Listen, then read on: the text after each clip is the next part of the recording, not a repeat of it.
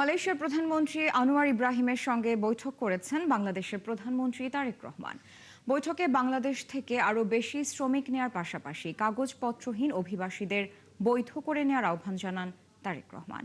সোমবার সকালে পুত্রজায়ায় মালয়েশিয়ার প্রধানমন্ত্রীর কার্যালয় বৈঠক শেষে যৌথ সংবাদ সম্মেলনে প্রবাসী বাংলাদেশিদের দুর্ভোগ লাঘবে মালয়েশিয়ার সরকারের প্রতি আহ্বানও জানান প্রধানমন্ত্রী। মালয়েশিয়া থেকে আরও জানাচ্ছেন শফিকুল হক। মালয়েশিয়া সফরের শেষ দিনে স্থানীয় সময় সোমবার সকাল 8:30টায় কুয়ালালামপুর থেকে মোটর শোভাযাত্রা সহ পুত্রজায়ায় আসেন প্রধানমন্ত্রী তারেক রহমান ও তার সহধর্মিণী জুবাইদা রহমান। পেটদানা পুত্র ভবনে পৌঁছালে প্রধানমন্ত্রী তারেক রহমান ও জুবাইদা রহমানকে উষ্ণ অভ্যর্থনা জানান মালয়েশিয়ার প্রধানমন্ত্রী ও তার সহধর্মিণী। এরপর লালগালিচায় তারেক রহমান ও জুবাইদা রহমানকে মালয়েশিয়ার সশস্ত্র বাহিনীর একটি সুসজ্জিত দল গার্ড অব অনার প্রদান করেন। এ সময় মালয়েশিয়া ও বাংলাদেশের জাতীয় সঙ্গীত পরিবেশিত হয়। সংবর্ধনার পরে দুই প্রধানমন্ত্রী একান্তে বৈঠক করেন। বৈঠকে তারা দ্বিপাক্ষিক সম্পর্কের নানা বিষয়ে পর্যালোচনার পাশাপাশি পারস্পরিক স্বার্থ সংশ্লিষ্ট আঞ্চলিক ও আন্তর্জাতিক বিষয়ে মতবিনিময় করেন। পরে তাদের নেতৃত্বে একটি প্রতিনিধি পর্যায়ের বৈঠক অনুষ্ঠিত হয়। আলোচনায় বাংলাদেশি কর্মী নিয়োগে আবারও শ্রমবাজার উন্মুক্তকরণ, অবৈধ বাংলাদেশি অভিবাসীদের নিয়মিতকরণ ও ওয়ার্ক পারমিট নবায়ন, রোহিঙ্গা ইস্যু এবং জাতিসংঘ সহ বহুপাক্ষিক ফোরামে সহযোগিতার বিষয়গুলো গুরুত্ব পায়। এ বৈঠকের পর দুই দেশের প্রধানমন্ত্রীর উপস্থিতিতে সংস্কৃতি বিষয়ক একটি সমঝোতা স্মারক স্বাক্ষরিত হয়। এছাড়া সন্ত্রাসবাদ দমনে গবেষণা ও সক্ষমতা বাড়াতে সহযোগিতা এবং বিনিয়োগ সংক্রান্ত একটি দ্বিপাক্ষিক দলিল বিনিময় করা হয়। এ সময় দুদেশের পররাষ্ট্রমন্ত্রী দলিল দুটি বিনিময় করেন। এরপর দুদেশের সরকার প্রধান একটি যৌথ সংবাদ সম্মেলনে অংশ নেন। I requested His Excellency Prime Minister Anwar Ibrahim to consider recruiting more Bangladeshi workers as well as to open labor market as soon possible. Now, human resource cooperation, particularly the workers, has been firstly critical.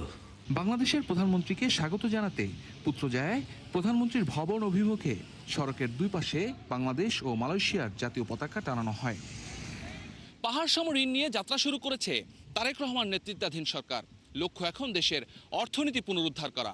সে বার্তা দিতেই সরকার প্রধান হিসেবে দেশের বাইরে প্রথম সফর হিসেবে এশিয়ার টাইগার খ্যাত মালয়েশিয়াকে বেছে নিয়েছেন তারেক রহমান। সামনের দিনে মালয়েশিয়া থেকে কি কি সুবিধা পাবে সেদিকেই এখন তাকিয়ে বাংলাদেশ। শফিকুল হক, ৭১, মালয়েশিয়া। দর্শক, প্রধানমন্ত্রী তারেক রহমানের এই সফরের আরো তথ্য নিয়ে আমাদের সাথে এই মুহূর্তে মালয়েশিয়া থেকে যুক্ত হচ্ছেন আমাদের সহকর্মী শফিকুল হক। শফিকুল, মালয়েশিয়ার প্রধানমন্ত্রী আনোয়ার ইব্রাহিমের সঙ্গে তো এরই মধ্যে বৈঠক হয়েছে আমাদের প্রধানমন্ত্রী তারেক রহমানের। তো প্রধানমন্ত্রী এখন কি কর্মসূচিতে আছেন সে বিষয়ে আমাদের একটু বিস্তারিত জানাবেন। শুরুতেই যেটি বলতে চাই যে প্রধানমন্ত্রী যে কর্মসূচিগুলো ছিল এর মধ্যে সবগুলো কর্মসূচি শেষ হয়ে গিয়েছে। মালয়েশিয়ার প্রধানমন্ত্রীর সাথে যে বৈঠক সেটি পুত্রজায়াতে ছিল, সেখান থেকে তিনি আবার এই কুয়ালালামপুরে এখানে এসেছেন এবং এখানে যেই সাংগ্রিলা যে হোটেলটিতে তিনি গত রাতে এখানে ছিলেন, সেখানে কিছুক্ষণ আগে এখানে মালয়েশিয়ার যে শীর্ষ ব্যবসায়ী সংগঠন যারা রয়েছে সেই সংগঠনের নেতৃবৃন্দের সাথে এখানে বৈঠক অনুষ্ঠিত হয়েছে এবং বৈঠক শেষে তিনি বিমানবন্দরের উদ্দেশ্যে রওনা হয়েছেন এবং সেখান থেকে আজকেই তিনি চীনের উদ্দেশ্যে রওনা করবেন। হয়তো অল্প কিছুক্ষণের মধ্যেই তার ফ্লাইটটি মালয়েশিয়া ছেড়ে যাবে। তো সবকিছু মিলে বলতে হয় যে প্রধানমন্ত্রীর এই সংক্ষিপ্ত সফর, দুদিন ব্যাপী এই সফরে কিন্তু একটি ফলপ্রসূ আমরা বলতেই পারি, কারণ আজকে মালয়েশিয়ার প্রধানমন্ত্রীর সঙ্গে তার যে একান্তে যে বৈঠক, পাশাপাশি পরবর্তীতে যে উচ্চ পর্যায়ের বাংলাদেশ এবং মালয়েশিয়ার যে উচ্চ পর্যায়ের প্রতিনিধি যে বৈঠকটি অনুষ্ঠিত হয়েছে সেই বৈঠকে এই শ্রমবাজার সহ বাংলাদেশ থেকে যেই প্রবাসী যারা রয়েছেন, যারা মালয়েশিয়াতে আছেন বর্তমানে, তাদের বিষয়ে নানা ধরনের আলোচনা হয়েছে এবং বাংলাদেশে যেই ব্যবসা বাণিজ্যের যেই বিষয়গুলো রয়েছে সেসব বিষয়ে অনেক বিষয়ে অগ্রগতি হয়েছে বলে আমরা জানতে পেরেছি। কিছুক্ষণ আগে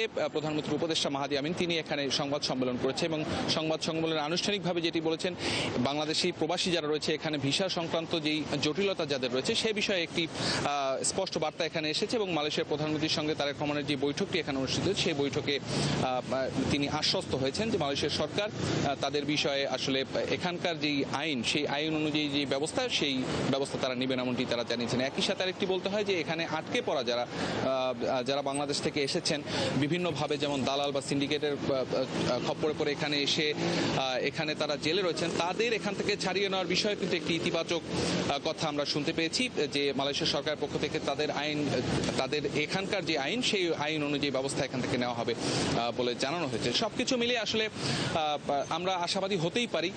প্রধানমন্ত্রী গতকাল তিনি যখন এখানে বাংলাদেশি প্রবাসীদের সঙ্গে এখানে একটি যেই সংবর্ধনা অনুষ্ঠান, সেখানে প্রধানমন্ত্রী বলেছিলেন যে কি কি সংকট দেশে, বাংলাদেশের সংকটগুলো নিয়ে এখানকার যে প্রধানমন্ত্রী তার সঙ্গে কথা বলবেন, এবং কথা বলার পরে আজকের মাহাদি আমিন সংবাদ সম্মেলন করে যেটি আমাদেরকে জানালেন তাতে অনেকটাই আশ্বস্ত বাংলাদেশ সরকার, এবং বাংলাদেশ প্রধানমন্ত্রীর এই সফরে অনেকটাই লাভবান হবে বলে আশা করা যাচ্ছে। তো প্রধানমন্ত্রীর যে কর্মসূচিগুলো ছিল আজকের দিনে, সকালে পুত্রজায়ায় মালয়েশিয়ার প্রধানমন্ত্রীর সঙ্গে বৈঠক, এবং পরবর্তীতে সেখানে যে উচ্চ পর্যায়ের প্রতিনিধি দলের বৈঠক, সেই বৈঠক শেষ করে মালয়েশিয়ার যে শীর্ষ ব্যবসায়ী সংগঠনের নেতাদের সঙ্গে বৈঠক, সবগুলো বৈঠক শেষ করে তিনি এরই মধ্যে রওনা করেছেন বিমানবন্দরের উদ্দেশ্যে। এবং ধন্যবাদ যুক্ত হওয়ার জন্য। দর্শক, আমাদের সাথে মালয়েশিয়া থেকে যুক্ত ছিলেন সহকর্মী শফিকুল হক। প্রধানমন্ত্রী তারেক রহমানের মালয়েশিয়া সফরের তথ্য নিয়ে তিনি আমাদের সাথে যুক্ত হয়েছিলেন।